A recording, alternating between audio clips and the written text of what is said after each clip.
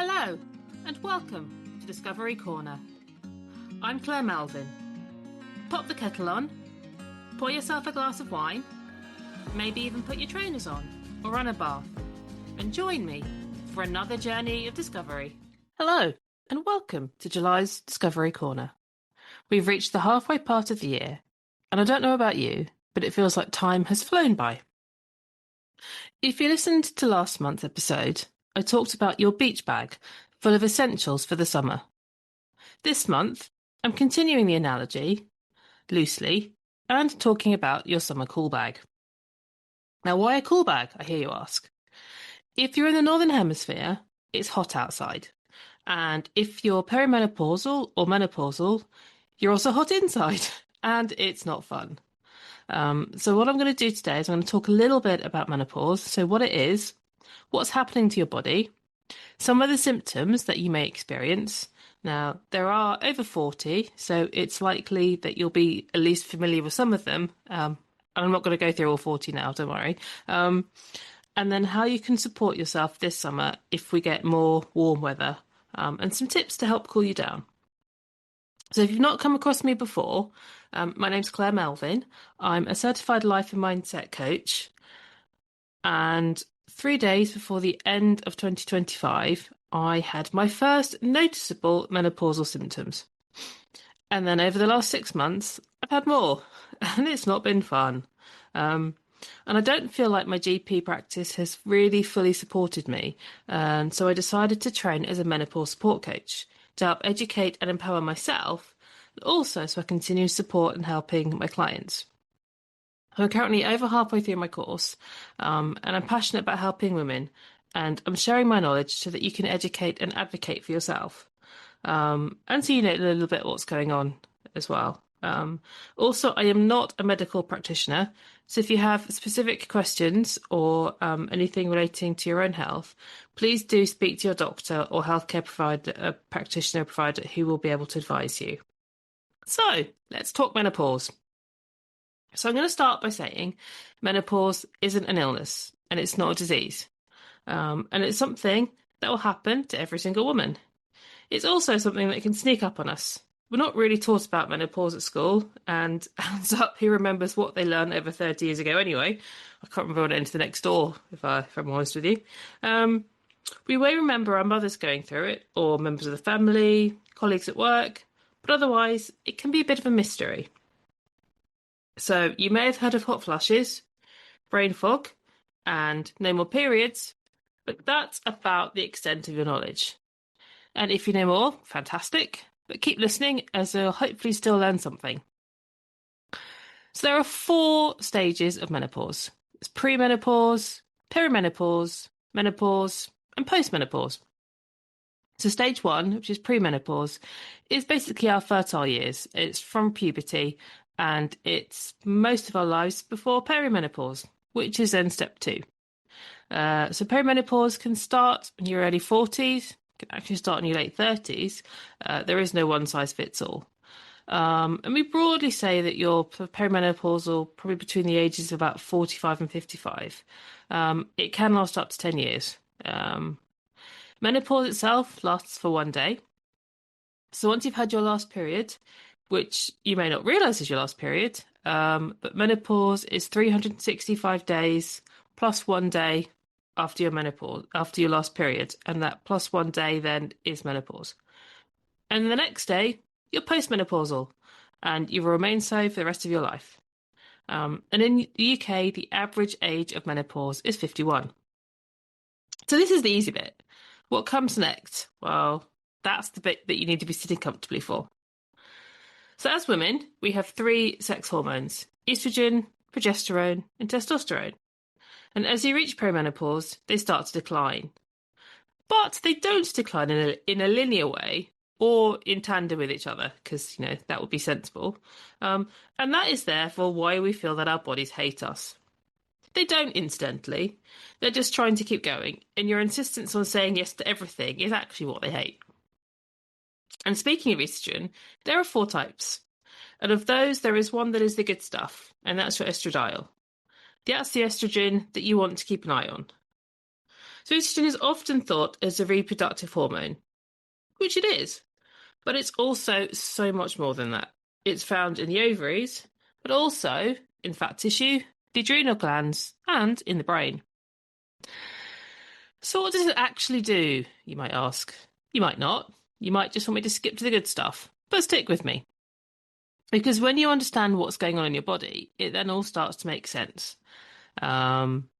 And so when I say stick your feet in a bucket of water, you don't think I'm crazy. Oh, you might, but at least you know why my crazy is coming from. So starting with the brain, estrogen is responsible for memory, concentration, mood regulation. It influences dopamine and serotonin, which are the chemicals that help us keep calm and focused, happy. And so when estrogen fluctuates, so do they. Serotonin also tells our body it's time to go to bed. And both estrogen and progesterone play a role in regulating sleep. So when they're all over the place, well, now you understand why you struggle to fall asleep or you wake up at 3 o'clock in the morning. So estrogen also plays an important role in cardiovascular health, and it helps keep your blood vessels healthy. So as it declines, so the risk of heart disease in women increases. Whilst this sounds a bit scary, there is a lot you can do to reduce this risk. For example, what you eat, how much you move, and I've put a link to the British Heart Foundation in the show notes. And another key role estrogen plays is in bone density and maintaining bone strength and healthy bones. And again, as estrogen declines, so too does bone density. 1 in 2 women are affected by osteoporosis post-menopause. So I'm not trying to scare you here by saying your risk of heart disease and osteoporosis increases after menopause. What I am trying to do is educate and empower you. And as with heart disease, you can lower the risk of osteoporosis by diet and movement. And the best way to keep bones healthy is to use them, combining aerobic exercise with strength training. And I've put a link to the Royal Osteoporosis Society in the show notes as well, if you want to do a little bit more further reading. So before I go on any further, menopause isn't all doom and gloom. We're not all going to wither away and die. And it's important to know and understand what's going on in your body so that you can make any diet or lifestyle changes. Personally, I've just joined a gym. I have never been a fan of gyms, but I know I don't move enough. I have a few dumbbells in my house, and they make a great decorative feature, if I'm honest with you. But I don't want to get osteoporosis as I age. I mean, I eat pretty well, but there is a bit more I can do. So I'm introducing strength training into my life. I've started swimming again. I've been once, so that counts. It was last week, though. And these are not only good for your physical health, but also my mental health. And you don't need to live in the gym. According to government guidelines, we should be aiming for about 150 minutes of moderate activity or exercise a week. So that in turn can be broken down into 30 minutes over 5 days, 4 or 5 days. And in addition, we should be aiming for some strengthening exercises at least twice a week. So it's not really onerous if we're looking at moving for half an hour a day. And you may already be moving, which is great, so keep it up. But if you're not, it's never too late to start. And if you build in more exercise gradually, speak to your doctor first if you haven't exercised for a long time or if you have any medical conditions or concerns. And the way that I look at it as well is that future me will thank present me, even if present me is not thanking present me. So, back to estrogen. We've talked about how important it is for your bones, your health, and your brain. It's also really important for skin elasticity. So you may notice that your skin becomes a bit drier and a bit less elastic. And I must admit, mine has. And so I have now started using a moisturizer daily, which I haven't. Just obviously have very lucky genes and good skin beforehand. But I definitely definitely notice the difference now. So now we're moving on to the good stuff, if that wasn't good already. So estrogen's role in body temperature regulation. So the hypothalamus, which is a small part of your brain, acts as the body's thermostat. And it becomes more sensitive with falling estrogen levels. So minor temperature changes can trigger sudden hot flushes or chills. So you've got an idea now of what estrogen does and its role in the female body. And it does a lot. With perimenopause, levels decline, and this explains the symptoms, some of which I'm going to talk about now. So the hypothalamus, which is the bit of your brain we just talked about that effectively is your body's thermostat, it becomes hypersensitive when estrogen falls. So tiny changes in body temperature can register as heat emergencies, and they trigger heat dispersal, which is sweating, flushing, and maybe a rapid heart rate. Night sweats are essentially the same thing, but they happen during sleep. So you wake up at 3 a.m., you're soaked, cold, and you can't go back to sleep. And I mentioned the impact of estrogen on serotonin. And if you add falling progesterone, it's also then harder to fall asleep. So if you're waking up with hot sweats, you're adding anxiety and tiredness, and you can't, doesn't matter how many early lights you get or how many lie-ins you get, you just feel tired all of the time. Everything is so much harder. This is why. And not only does serotonin impact your sleep, along with dopamine, your mood can change dramatically due to fluctuations in estrogen. Happy 1 minute, anxious or tearful the next? This is why. All of a sudden, you're crying at pictures of dogs on social media. Or maybe that's just me. So concentration, memory, brain fog, forgetting the next word you're about to say, it's all down to your hormones. Joint aches and pains can be exacerbated due to estrogen fluctuations. General fatigue can increase. And all coming out of nowhere, you may be familiar with feeling that nothing has changed in your life, but you can't do what you used to be able to. And this is why. So falling estrogen can also impact your cardiovascular system. We just talked a little minute ago about maybe a rapid heart rate due to your hypothalamus becoming hypersensitive. And you also, due to falling estrogen, may notice heart palpitations. So always mention these to your GP and get them checked out. They are a perimenopausal symptom, but never put something down to crazy hormones, and always get yourself checked out for peace of mind. Periods can be longer, shorter, heavier, lighter. You never know what's coming next, or when they're coming. PMT as well. I have never had it before in my life, and now I'm perimenopausal, I do, but not every month. I never know when my period will start, or end. And it's why it's really important to use a tracker. So it can be an app, a diary, something on paper, whatever feels good for you. And I mentioned earlier that menopause is 365 days plus 1 day from your last period. And this is also why having a tracker is helpful, because then you actually know how many days have gone past. I've talked a little bit about what menopause is, what our hormones do, and what some of the symptoms are. So now I'm going to talk summer and heat. And this will help explain why it's a tough time for us perimenopausal and menopausal women. It's not easy to say. Your body's ability to self-regulate your temperature has been compromised.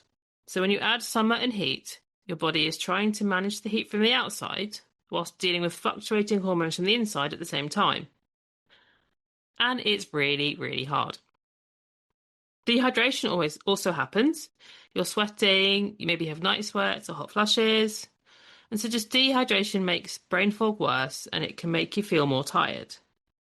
With your sleep, it's hard to fall asleep in a hot room with little air, and your sleep tends to be lighter and more broken in the heat in the summer anyway. And if you have hot sweats as well, warm temperatures can make sleep feel impossible. And every other symptom is so much harder with little to no sleep. And if you happen to be British, you are familiar with a stiff upper lip, or to just keep pushing through, to not make a fuss. But please don't. In fact, please do make a fuss. Acknowledge your body, acknowledge how you're feeling, and you deserve more than to just suffer in silence. So now I get to the bit that you've all been waiting for, the cool bag, with some practical tools for getting through the heat. Now, these aren't miracle cures, but they do help, and some of them are really, really easy to do. and actually you're probably doing some already. So we'll start with water and cold water, and to stay hydrated. Now, hydration is important anyway, but in perimenopause, it's even more important. Hot flushes increase fluid loss significantly, so carry water with you everywhere. You may also want to think about electrolytes with the fluids that you're losing. I made my own last week, and you probably have most of the ingredients already at home. And I've popped in a link into the show notes of the one that I made. And things like coconut water as well, they sort of contain sort of natural electrolytes as well. And if you can, during the heat, avoid caffeine and alcohol, especially in the evening, as they both raise body temperature. So nutrition, eat for the heat, and actually just make sure you are eating. Although it's hot and you might not feel like eating, make sure that you do. So you can always focus on water-rich foods such as salads, cucumber, watermelon, and berries, as they're naturally hydrating. And if you can, avoid spicy foods, especially in the evening, as they can also raise your body temperature. And maybe try eating smaller amounts but more frequently, so it can help your body manage its energy. Food supplements are just that, but when it's really hot, a protein shake can be a good idea just to keep ensuring that you are getting your nutrients in. And finally, with food, if you fancy having an ice cream, have it. Look for any joy that you can find in life, and if that is, bowl of ice cream, have your bowl of ice cream. So the next item is managing your environment. And if you look at the Mediterraneans, they close down in the heat of the day. This may not be possible, though a siesta is a great idea. Thank you for spending your time with me today. Especially during the hottest part of the Look day. after yourself. Then you I'll see you again can, soon. in the hottest part of the Stay day, curious keep your and keep curtains and your discovering. windows closed. This keeps the cool air in and the hot air out. In the evening, as temperature drops, that might not feel like it, open everything up and let the cool air in. And try having a fan directed at damp skin, and this will cool you down further than just moving the air around. Have a cool shower, not a cold shower, before you go to bed, as this can also lower your body temperature enough to help you sleep. Now, can you move any meetings or deadlines? If there's a hot spell predicted, simplifying your life as much as possible can make things feel a little bit easier for you. And if you're able to work flexibly, can you start a bit earlier in the day, take a break in the middle of the day and pick it up a bit later? Experiment where you can and make a note of what works and what doesn't, so you can repeat it or not. So when we had our hot spell just over a week ago, I noticed my feet had swollen and my ankles pretty much disappeared. I made sure I drank plenty of water, I had electrolytes, and it didn't seem to really make a difference at all. And at one point I did take the opportunity to lie down on my bed with my feet up against the wall. And inverting your legs can reduce the heavy feeling, and it also forces you to stop and rest. And the other thing I did, which actually I will be repeating, as my feet are swelling up as I record this, is putting my feet into a bucket of cold water. But not just any bucket, though. When I did notice that my feet were swelling up and they were feeling a little bit weird, I did think, let's stick them in some water. And at the time, I had 2 bowls, one for washing up and one for decorating. Didn't want to use a washing up bowl. When I say decorating, I have probably spent nearly 2 years doing stuff to my house, so stripping wallpaper, washing walls, doing all sorts. There was no way my feet were going in there. So I popped out and treated myself to what I now call my foot bucket. And so the next time it's hot or I just feel like my feet need some soaking, they're going straight into it. Anyway, the next 2 steps are around rest and sleep. I've already mentioned embracing a siesta. If you're not sleeping at night, then you need to manage your sleep deprivation, and a nap is a good way to do this. And be kind to your body. And as for your sleep, protect it at all costs, as far as you can. Keep your bedroom cool as you can. I've already mentioned keeping windows and curtains closed. A cooling pillow or a damp cloth on your forehead, wrists, or the back of your neck can help. Choose lightweight, natural, breathable fabrics. Fabrics probably won't be breathing themselves, to sleep in, whether that's as nightwear or sort of sheets. And if you are experiencing some night sweats, keep a fresh set of nightwear close to you so you can change. I've also heard using a hot water bottle but filling it with cold water. Be careful about using ice, especially if you want to use it again as a hot water bottle, and be creative with ways to stay cool. And if you have a bedtime routine, try and stick to it. And if you don't have one, try and implement one. So ideally, no phones and laptops probably an hour before bed. Maybe use some aromatherapy oils, or I've got some pillow mist that I use on my pillows. Try and go to bed at the same time. Maybe try some meditation to help get you in the mood. And actually eating 2 kiwis before bed can also improve sleep. And note, I'm talking the fruit, not the birds, not the people. And as touched on above, cool your pulse points. That can also help reduce your body temperature. So use your wrists, your temples, the back of your neck, or your inner elbows. So use a cold flannel, an ice cube wrapped in a cloth, a cooling mist spray, or even just running your wrists under the cold tap can all help. And finally, and this is a slightly longer term option, be to speak to your GP about what is available to you. So I'm not a doctor or a healthcare professional as mentioned at the start, but hormone replacement therapy, or HRT, can help with the symptoms of perimenopause. Now, it isn't available to everybody, and not everybody wants to take it, but it's important to know what your choices and what your options are. So speak to your GP. And if you feel like you've been dismissed, then speak to another GP or ask for a referral to a menopausal specialist. You shouldn't have to go through this alone, and you deserve proper support.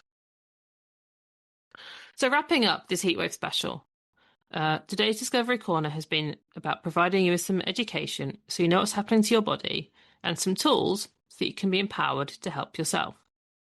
So perimenopause and menopause isn't an illness, or it's not a disease, and it's what naturally happens to women's bodies. Not every woman lives long enough to experience it, so it's a privilege, though it doesn't always feel like that, I can assure you. But it's also an opportunity to look at what's going on with your life, what's working, what isn't working, and what you can say no to. But I'll talk about that more in future editions. For now, just remember your call bag. So stay hydrated, drink plenty of water and electrolytes if you feel something is missing. Stay nourished, rest, close your windows and curtains to help your room stay cool, protect your sleep and your rest. And if you need to, buy yourself a foot bucket, and be kind to yourself. I'd love to know which of the tips you've heard today that you're going to try. So please reach out to me if you have ones I've not mentioned. I can be found at Claire Melvin on LinkedIn and Claire Melvin Coaching on Facebook and Instagram. So thank you for listening today, and stay cool, or as cool as you can. So take care, and I'll see you soon. Goodbye. Thank you for spending your time with me today. Look after yourself, and I'll see you again soon. Stay curious and keep discovering.